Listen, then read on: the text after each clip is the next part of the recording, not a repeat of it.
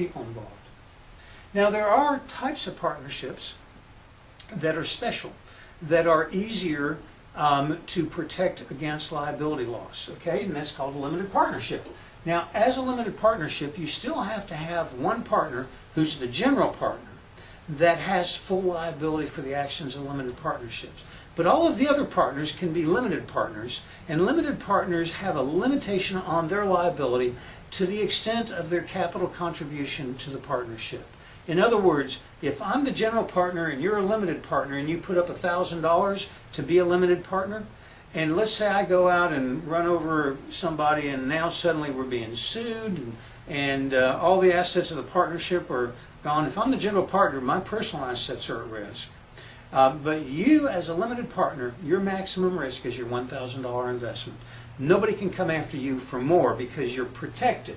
There's a barrier between the creditor going through and getting to the limited partner's assets. So your only risk is the capital that you've contributed to the limited partnership.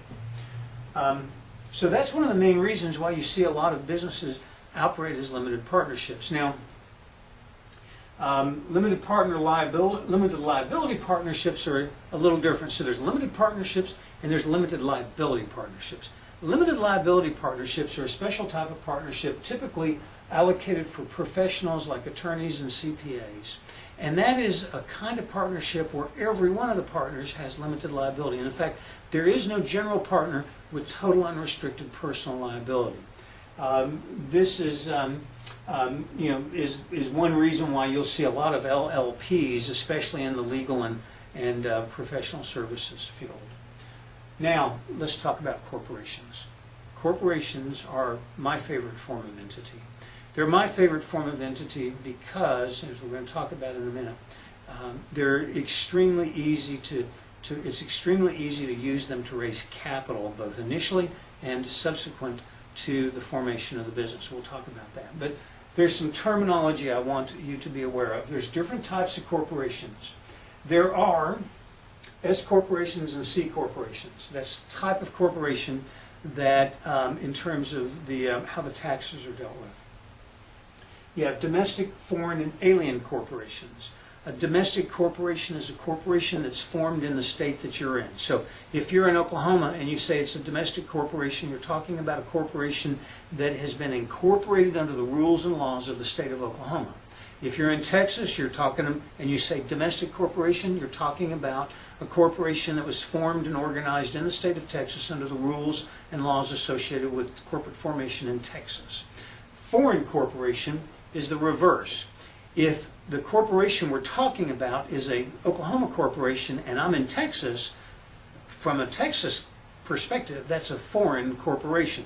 It wasn't formed in the state that we're in. It was formed in some other state in the United States, but not in the state that we're in as we're having the discussion.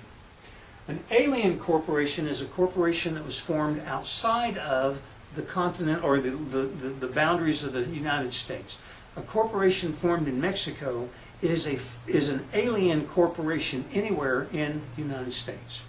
So that's the three types: foreign, domestic, and alien corporations. They all relate to where the corporation was incorporated. Then you have publicly held and closely held. A publicly held corporation is a corporation that whose stock is traded on an exchange, and people from the general public can purchase stock through an exchange in that corporation. So in other words, it is the ownership of the corporation is in the hands of the general public. That's a publicly held corporation. Pretty much every other kind of corporation is a closely held corporation. And what that means is it's a corporation that is held by a small group of people. There's another type of corporation I should have put up there, which is the private corporation. So you have a public corporation which is owned by the general public at large. You have a private corporation which is owned by people, but it's not on a public exchange and owned by the general public at large.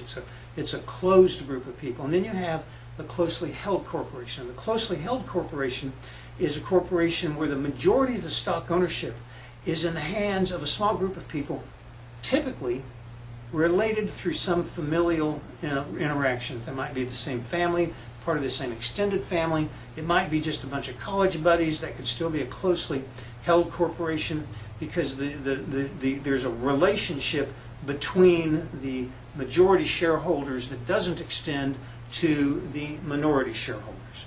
A closely held corporation can have a large number of people, but the majority of the stock, the controlling influence in the stock, is held by a relatively small group of closely associated people. That's the closely held corporation.